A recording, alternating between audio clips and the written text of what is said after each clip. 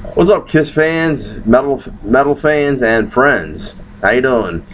Um, just want to explain a little something because I'm sure a lot of my personal friends are wondering, um, why are you so? Why am I so hardcore and obsessed with Kiss again? As most people know, I started liking Kiss when I was 4 years old because my dad had a head shop and promoted Kiss very much because that was very popular in the 70s. I'm 42 years old now. What else did I listen to back then? I got into the Beatles. I listened to Sha Na Na. Then about when The Elder came out, I stopped listening to music altogether and started playing with my Star Wars action figures and never even knew of Creatures of the Night. Then MTV came out and Quiet Riot became big, and Van Halen, Motley Crue, and Def Leppard, and they became my four favorite bands. Kiss came back with no makeup, cool. They were pretty much just like the rest of the other hair bands in the 80s, and I really got back into them. See, I went through like little phases where I was really into Kiss, and I stopped listening to them. Now I got back into them again. But for anybody who knows me personally, knows that I haven't always listened to Kiss. It's like yeah, I remember you listening to Kiss. Then you started listening to Metallica and Megadeth and Anthrax and Slayer. And then all of a sudden you started listening to punk, you started listening to the Misfits and the Sex Pistols and the Dead Kennedys, and then all of a sudden you started smoking too much pot and you started listening to Pink Floyd and Jimi Hendrix and the Beatles again. But like I said, I was listening to the Beatles in kindergarten. Not that I was smoking pot when I was in kindergarten, even though my dad had a head shop, they trust me, my parents didn't let me smoke pot. Off the subject, okay. Anyway, back to the subject, okay. I can understand why some of you fans, Kiss fans, and fans of bands like Poison and Slaughter and the Vinnie Vincent Invasion and Faster Pussycat and what the hell is that? Who's it? And the Cherry Pie Band. I forget their fucking name anyway, and I don't care either. But yeah, grunge did kill the hair bands. Why? Because a lot of people weren't actually identifying with what these party hair bands were doing.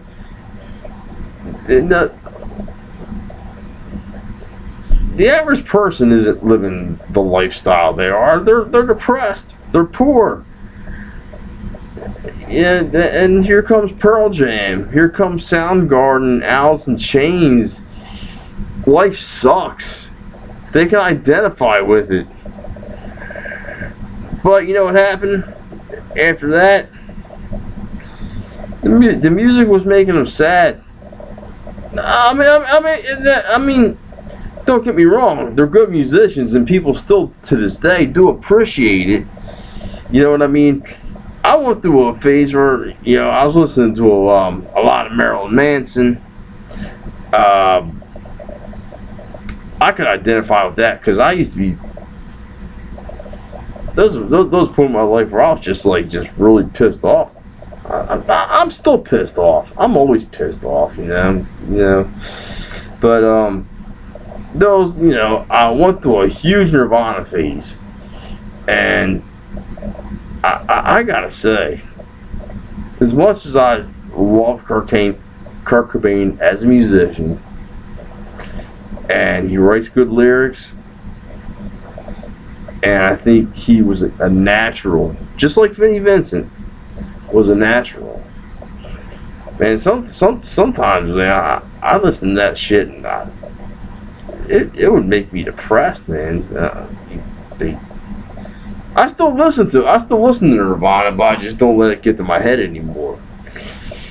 So, what brought me back to Kiss? I listen to Kiss. My life ain't the greatest, but you know what? When I listen to Kiss, when I put on anything from Kiss, and that includes Carnival of Souls that everybody rags on and says, oh, you know, why is Kiss writing this sad, grunge, depressing album? I don't think so.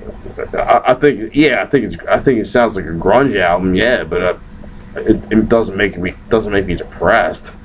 But in general, you know, Kiss is a feel-good band. You listen to their music, it makes you feel good. It's positive. Paul Stanley has a lot of positive energy. So does Gene Simmons. He wrote some shit songs in the 80s, but pretty much he doesn't want to, like, you know, he never wanted to write any songs that, like, you know, brought anybody down or anything like that. And Vinnie Vince wrote some great songs in the 80s. And I even enjoy Bruce Kulick. You know, I mean, I listen to his CDs. You know, it's exciting. You know, he's a great guitarist. You know, so there's some songs on his CDs where it's instrumental and it's great. So, you know, Kiss is my savior, man. I mean, I just love Kiss. You know, when I listen to them, it makes me happy. And I don't care what people say about their talent. Yes, there are other talented bands out there. I'm not going to deny that. But you know what? Kiss is a talented band. Paul Stanley's a great singer. In the 70s, Gene was good. He slacked. He made a comeback in the 90s. Cool. Ace Frehley was a major influence on a lot of guitarists, famous guitarists, including Dimebag Darrell. You know, and here's all these Pantera fans saying Kiss sucks.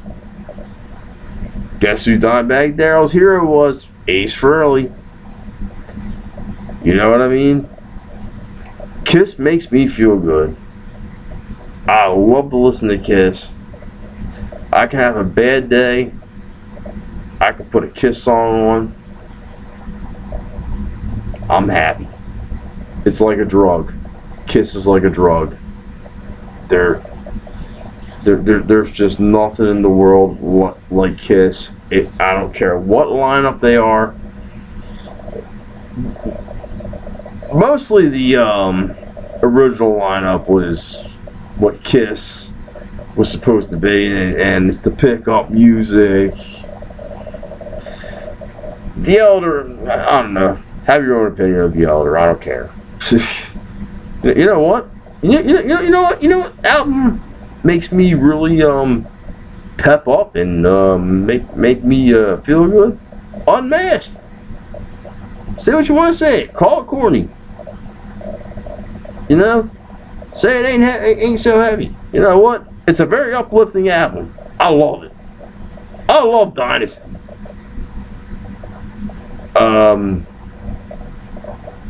Creatures of the Night, awesome. Lick It Up, awesome. Great heavy metal albums that, you know, they're just so cool. Asylum, great album. Yes, I skipped Animalize because I don't like it so much, but Mark St. John, the parts the songs that he did play on, he did do great guitar work. And if you don't think so, you don't know good guitar. I'm alive on Asylum. How uplifting is that song? You know what I mean? Tears Are Falling. Nice. You know. I didn't get much into Hot in the Shade. Man, I think it's crazy nice. That's when I, got into Metallica and stuff like that. But even like Revenge, I mean, it's a heavy album, but there's nothing depressing about it. I mean, the only album that people think is depressing is Carnival of Souls, and I don't even agree with that. I mean, it's just okay. Gene Simmons is screaming hate is what I am. I don't feel any more anger from Gene Simmons from when he sang God of Thunder. And people love God of Thunder, even though it was actually written by Paul Stanley and sang by Paul Stanley when it was like Lester. But hey, Gene's the God of Thunder, man. And it's cool. You know what I mean? Kiss is cool. Kiss is the coolest band in the world. I don't give two fucks what anybody in the world says. Go ahead and and I like Queen. Go ahead and say, oh, Queen's the greatest band in the world, because Freddie Mercury is a great singer. Because he is a great singer.